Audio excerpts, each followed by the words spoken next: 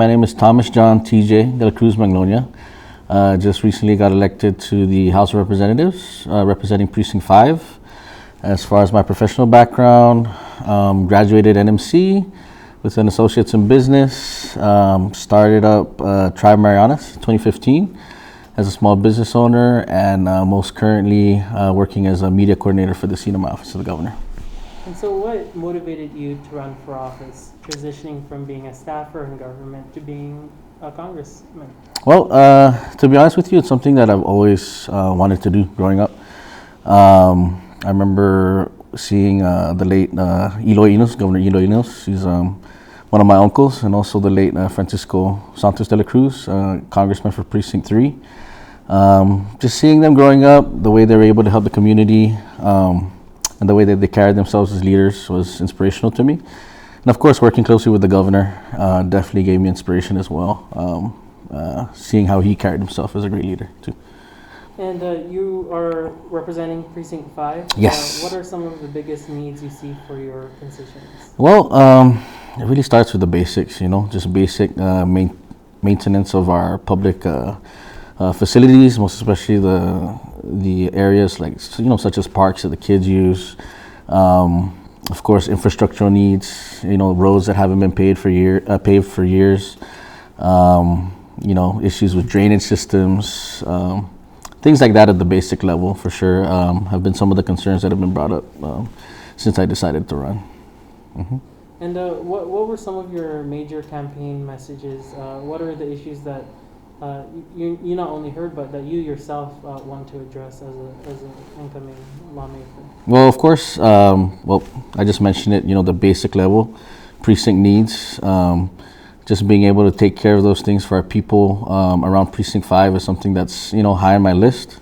On top of that, it's also working with our youth. As I mentioned before, I'm the media coordinator here at the Office of the Governor.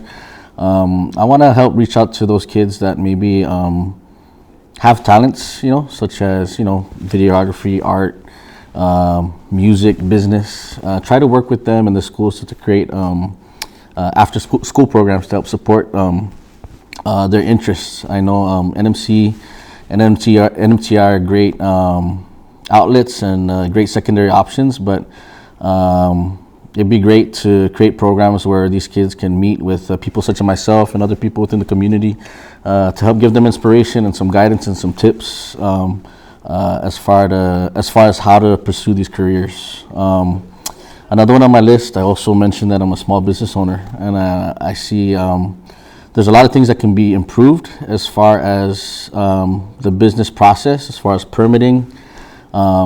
One of my main goals is to try and sit down with the incoming administration and see how we can streamline a lot of these permitting processes and make it easier for businesses to conduct, to start their business and conduct business in general in the CNMI. That way we can attract more business owners and attract more locals wanting to open up their own businesses.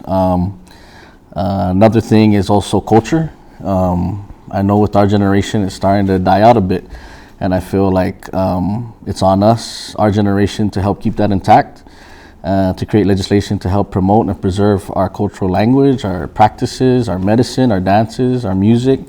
Those are other things that I definitely want to look into. And of course, I can't forget about our retirees, ensuring that they receive their full pension and finding ways to diversify the economy so we can ensure that the retirees get their full pension and we can improve the overall quality of life for everybody in the Commonwealth.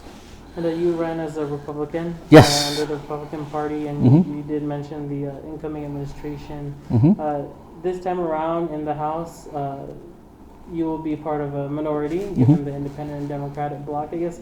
How do you anticipate that to impact your work, and how do you plan, if at all, to reach across the aisle for maybe some political differences that you can expect moving forward? Well, politics is politics, but we all know with elections, there's two outcomes. You either win or you lose. And we made a commitment once we put our name in the hat to work with whoever is elected into office to help better the lives of our people and the CNMI as a whole. So I've already reached out to Governor-elect Palacios and Lieutenant Governor-elect Apatang, just to greet them, tell them congratulations, and let them know that I'm willing to work when it comes down to our people and the betterment of our people, we have to put our political differences aside and our personal, feelings aside and work for the best of our people. Yeah. And you said you're 31, right? Yes. And we've spoken with some other lawmakers who consider themselves as the next generation of leadership. You talked about looking up to politicians in the past as your inspiration.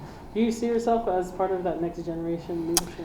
Yes, of course. And, it's great to see a lot of younger faces step up to the plate.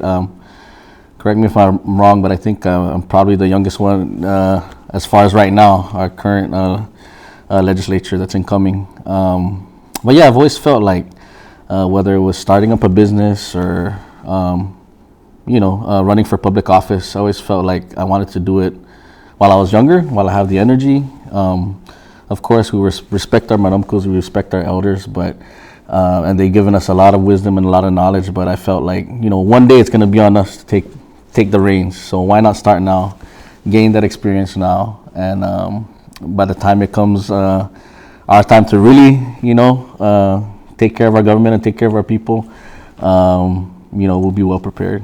Yeah. I know you mentioned your priorities and taking care of the nuts and bolts of your precinct, but as one of the younger people in the legislature, what's your vision for the Commonwealth? What are some things you'd like to see happen that maybe other previous generations haven't had the chance to get to, or it wasn't just the right moment? Well, it's just thinking outside of the box, right? Of course, we got to move with the times. I feel like we're a little bit behind as far as the rest of the United States with certain ideals and certain, ways that we conduct business here. But I'm glad that, at least Governor Torres got the ball rolling as far as starting up an IT office or, finding different ways to push out media to the CNMI. And I feel like, the film industry too, that's another big thing that I feel like it's thinking outside the box, it's exploring all of our options and not just confining ourselves to the same solutions that we've done in the past. I feel like everything's on the table, and that'll be one of my priorities, to sit down with everybody there and say, hey, our economy should be our main focus, and we need to figure out what's going to be that economic driver to improve the lives of all of our people. Yeah. All right, that's all the questions I had. Just wanted to open it up to you to talk to your constituents or the public. Is there anything else you'd like to add? I'd just like to say thank you. Thank you to everybody, especially in Precinct 5, that believed in me and voted for me, of course, and reached out and showed their support in any way. One way or another, I'd like to thank you on behalf of myself, my committee to elect, and my family. I'd also like to thank Governor Torres and Senator Sablan for their support throughout this whole campaign. They've honestly been great mentors to me, along with everybody in the Republican Party. And I'd also like to congratulate all of our incoming legislators, most especially our Governor-elect, Arna Palacios, and Lieutenant Governor-elect, David Apatang, and thank them for their service too. They've been around for a while, and that was one of the things I also wanted to tell them. When I gave them that call, I was like, thank you again for your service. And I can't make any promises, specific promises, but I can promise you that I'm going to work as hard as I can with the resources given to improve our livelihood in any way that I can. And thank you, KUMUs, and thank you, Tom, for your time and this opportunity to speak with our people.